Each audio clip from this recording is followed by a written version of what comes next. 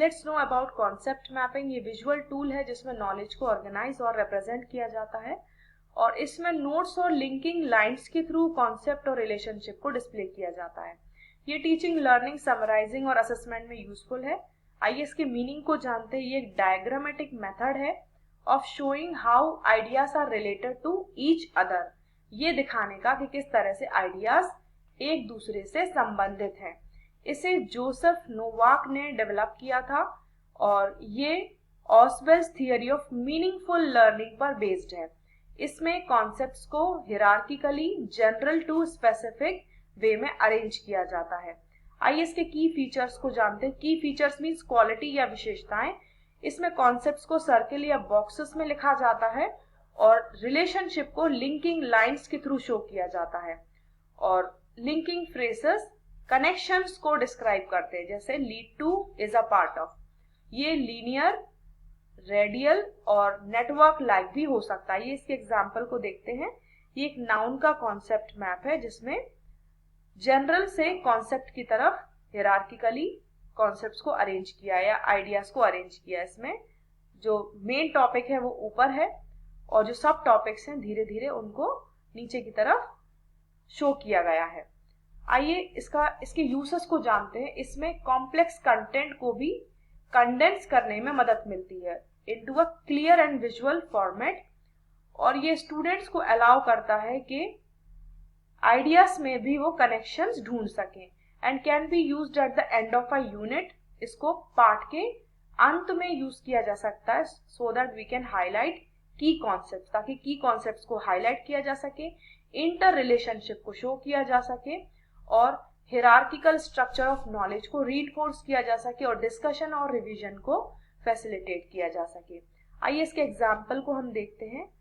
यदि हम social science में इंडियन फ्रीडम स्ट्रगल का कॉन्सेप्ट मैप बनाना चाहते हैं तो जो सेंट्रल कॉन्सेप्ट है वो होगा इंडियन फ्रीडम मूवमेंट और इसकी ब्रांचेस होंगी लाइक कॉसेस, की इवेंट्स, लीडर्स, मूवमेंट्स, आउटकम्स और सब ब्रांचेस होंगी non cooperation, Dandi March, quit India etcetera.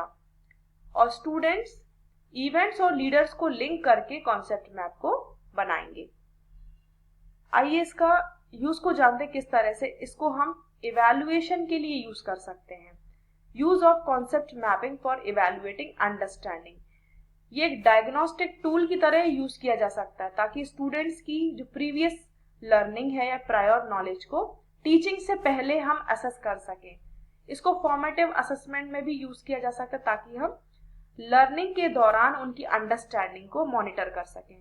It can be use to monitor understanding during learning. इसको समेटिव असेसमेंट के लिए भी यूज किया जा सकता है so that we can evaluate their comprehension after the unit के बाद उनकी अंडरस्टैंडिंग को इवैल्यूएट कर सकें। और ये टीचर की कई तरह से हेल्प करता है like to identify misconceptions, check depth of understanding and encourage creative thinking and synthesis। एक और एग्जाम्पल देखते हैं। ये साइंस का एग्जाम्पल है और टॉपिक है photosynthesis. We can ask students to draw a concept map with main concept। हम स्टूडेंट्स से कह सकते हैं कि वो फोटोसिंथेसिस का कॉन्सेप्ट मैप बनाएं जिसमें इनपुट, आउटपुट और प्रोसेस की तरह ब्रांचेस को दिखाएं कि इनपुट में फोटोसिंथेसिस प्रोसेस में क्या यूज होता है, आउटपुट क्या निकलता है और ड्यूरिंग द प्रोसेस क्या क्रिएट होता है। Map will reveal students understanding of process, parts and outcome. It will look like this. आइए इसके एडवांटेजेस और लिमिटेशंस को जानते हैं। इससे स्टूडेंट्स की क्रिटिकल थिंकिंग और ऑर्गेनाइजेशन स्किल्स एनहांस होंगी और ये लर्निंग को विजिबल और स्ट्रक्चर्ड बनाएगा और ये विजुअल और स्पेशियल लर्नर के लिए यूजफुल है जो देखकर सीखते हैं। इससे एक्टिव लर्निंग और रिफ्लेक्शन प्रमोट होता है और ये लॉन्ग टर्म रिटेंशन और रिव्यू में हेल्पफुल है। It adds in long term retention and review.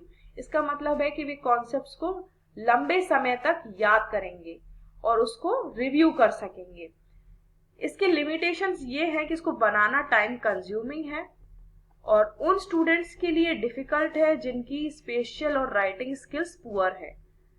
कुछ कॉन्सेप्ट्स हार्ड होते हैं कि उनको मैप्स में लीनियरली हम शो नहीं कर सकते हैं और उसको बनाना सिखाने के लिए ट्रेनिंग और प्रैक्टिस की ज़रूरत है ताकि वो इफेक्टिवली इसका यूज़ कर सके। There are some tips for teachers like concept map को इंट्रोड्यूस करते समय हमें एग्जाम्पल्स ऑफ गाइडेंस प्रोवाइड करना चाहिए और इसको क्लास में कोलैबोरेटली यूज़ करना चाहिए। और जब स्टूडेंट्स मैप बना रहे हो तो उनको फीडबैक प्रोवाइड करना चाहिए और इसके लिए हम डिजिटल टूल्स का भी यूज़ कर सकते हैं for neatness and sharing. These are some of the examples of digital tools.